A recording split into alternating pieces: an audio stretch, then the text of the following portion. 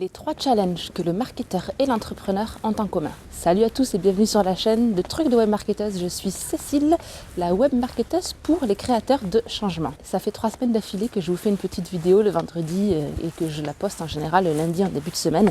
Et je vous fais cette petite vidéo le vendredi quand je vais faire 2-3 courses par-ci par-là. Je ne sais pas si vous avez remarqué, mais entre cette vidéo et la vidéo précédente et celle d'encore d'avant, on voit bien la météo qui change, on voit bien que là c'est l'automne, c'est magnifique. Mais il y a 2 vidéos en arrière, il faisait grand soleil, c'était très agréable. La semaine dernière, ça commençait à être un peu couvert. Et là aujourd'hui, on s'est réveillé ce matin, c'était vraiment tout plein de brouillard, quoi. Donc voilà, je vous fais vivre le changement de saison à Londres en même temps que je fais ces vidéos sur la chaîne. J'espère que vous appréciez. Si c'est le cas, si vous appréciez, mettez-moi un commentaire, dites-le moi. Dites-le-moi d'ailleurs où c'est que vous êtes dans le monde, de où est-ce que vous regardez cette vidéo. Et n'hésitez pas à vous abonner. Comme ça, vous ne manquerez pas les prochaines vidéos sur le marketing et vous ne manquerez pas les prochains changements de saison à Londres. Si vous avez votre entreprise, vous serez sûrement d'accord avec moi que vous avez 3 grands problèmes ou 3 grandes préoccupations. Premièrement, vous avez envie de la faire connaître, cette entreprise. Une fois que vous avez fait connaître votre entreprise à vos prospects potentiels qui vous découvrent, vous avez envie que ces prospects potentiels vous considèrent pour l'achat de vos produits et de vos services. Mais comme tout consommateur qui se respecte, évidemment, le client potentiel, en vous considérant, il va aussi considérer la concurrence.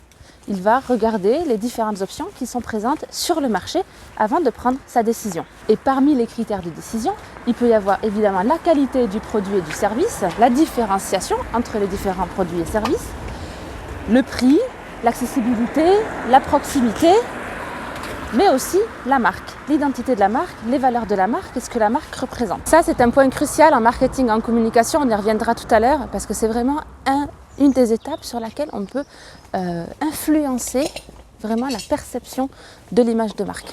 Enfin, la 3e étape, on vous a découvert, on vous a considéré, vous voulez maintenant convertir ces clients en prospects. Donc ça, ce sont les tracas quotidiens de l'entrepreneur. Comment trouver de nouveaux clients, comment construire une relation avec eux et comment les convertir à la vente. En marketing et en marketing digital, nous avons exactement les mêmes préoccupations. La première étape de toute campagne marketing, souvent, c'est de travailler la notoriété de la marque. Nous voulons d'abord être visibles.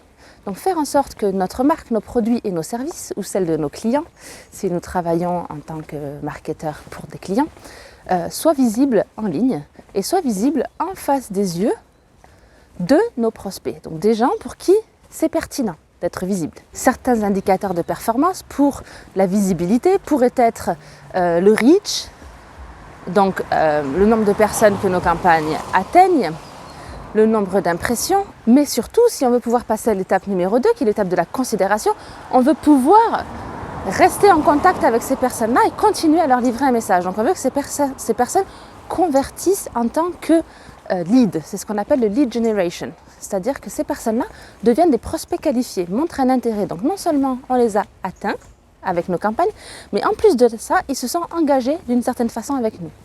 Donc soit ils nous ont suivis sur les réseaux sociaux, et donc de cette façon-là, nous allons pouvoir, en publiant sur nos réseaux sociaux, continuer la conversation avec eux, soit ils se sont inscrits par exemple à notre liste d'emails, ils se sont abonnés à notre newsletter, et nous allons pouvoir leur envoyer des emails. Donc ça, ce sont des prospects qualifiés.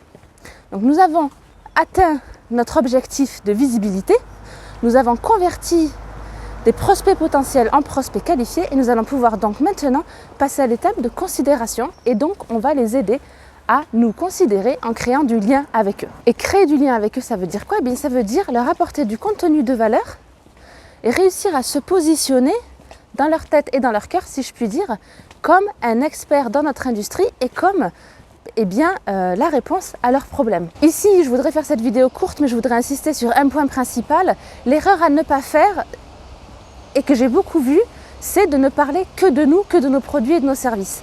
Moi, j'ai vu des situations où certaines pages Facebook ou certaines newsletters n'étaient remplies que de publications, d'articles de blog, etc.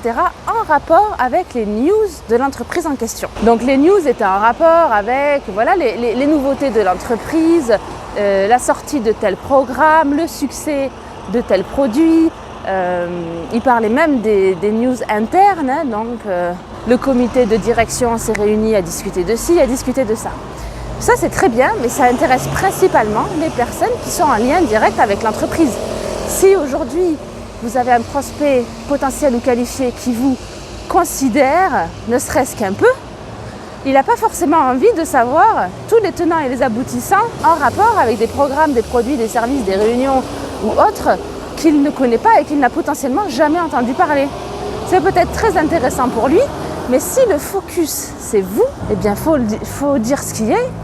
Il est très fort possible que ça lui passe au-dessus. Ici, ce qui est important, c'est que ça ne va pas vous empêcher de parler de vous.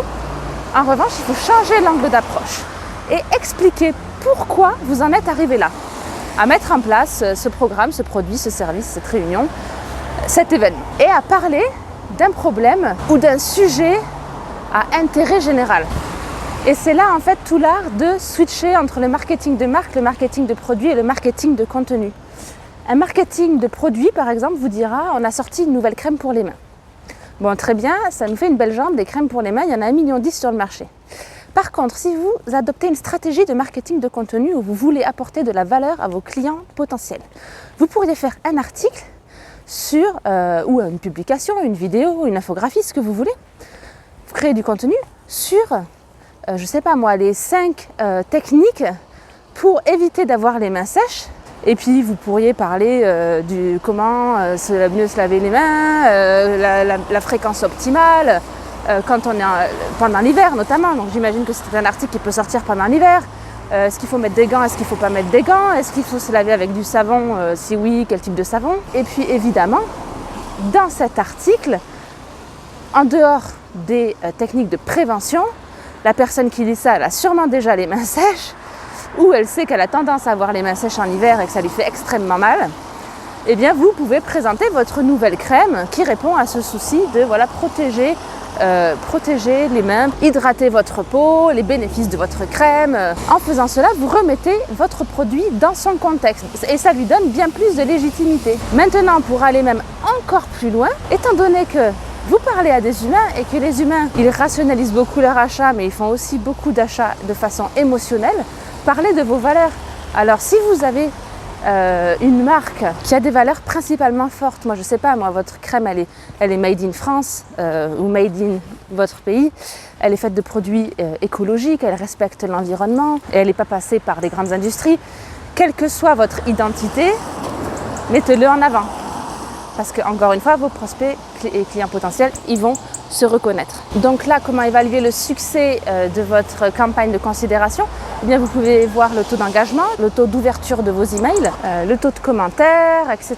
Le taux de participation, en fait, comment les personnes engagent avec vous. Et enfin, il y a la conversion. Et là, la conversion, eh bien, c'est une fois que vous êtes bien positionné comme un expert dans votre industrie, vous proposez la vente de vos produits et de vos services.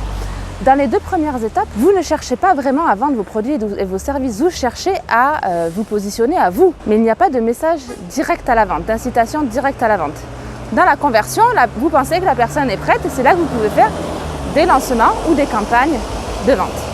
Bon, j'ai fait une petite pause là au centre d'à côté, je reprends la vidéo. Donc, après avoir attiré vos prospects potentiels, les avoir qualifiés en prospects qualifiés et avoir nourri une relation avec eux, dans leur étape de considération, donc nous en sommes à l'étape de la vente.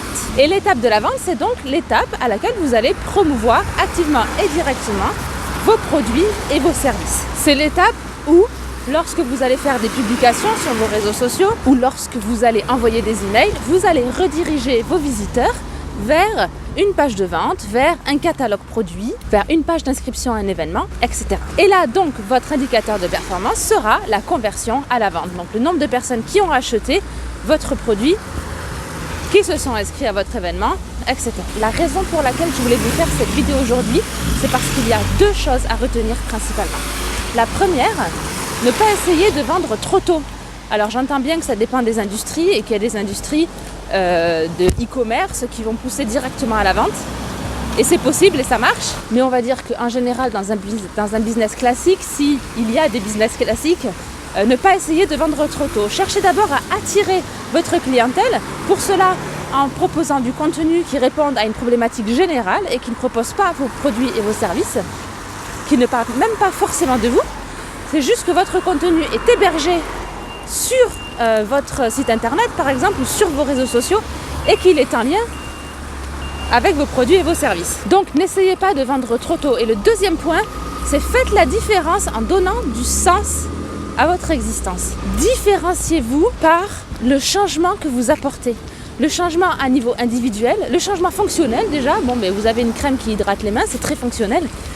Mais le changement à titre individuel, est-ce que vous êtes là pour améliorer la santé, aider les gens à gagner plus de temps, est-ce que vous éduquez les gens, est-ce que vous aidez les gens à se connecter, à améliorer leurs relations sociales, etc. Et puis aussi, quel est votre impact et votre bénéfice collectif? Aujourd'hui, il y a de plus en plus d'études qui montrent que les consommateurs sont des consomme-acteurs, comme on peut lire sur certains articles. Ce qui veut dire qu'aujourd'hui, acheter un produit, choisir une marque, c'est un acte d'affirmation politique, sociale, économique.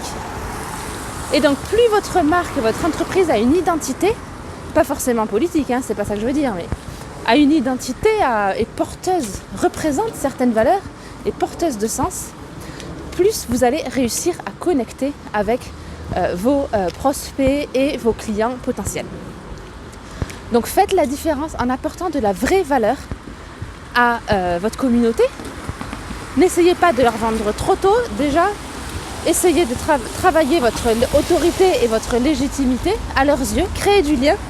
Et pour créer du lien, eh bien faites-le en parlant de ce qui vous anime et en parlant de ceux qui les animent. Et c'est là où vous allez pouvoir vous rencontrer, vous retrouver, peut-être même vous reconnaître et vous serez choisi en toute connaissance de cause.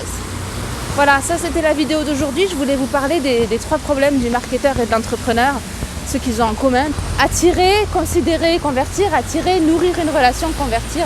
J'espère que ces petits trucs de web marketeuse vous ont plu. Si c'est le cas, si ça vous a inspiré, si ça vous a donné des idées, si vous avez envie de les commenter, eh bien faites-le en dessous de cette vidéo. Et puis j'ai aussi écrit un petit e-book avec mes 7 trucs pour justement créer un message captivant et authentique pour créer du lien avec ses clients. Donc n'hésitez pas à télécharger l'e-book qui va vous aider, vous accompagner dans la création de votre message marketing pour faire la différence justement dans votre étape de considération et de conversion. Vous trouverez le lien pour télécharger l'e-book en dessous de cette vidéo. Je vous dis à plus tard, salut!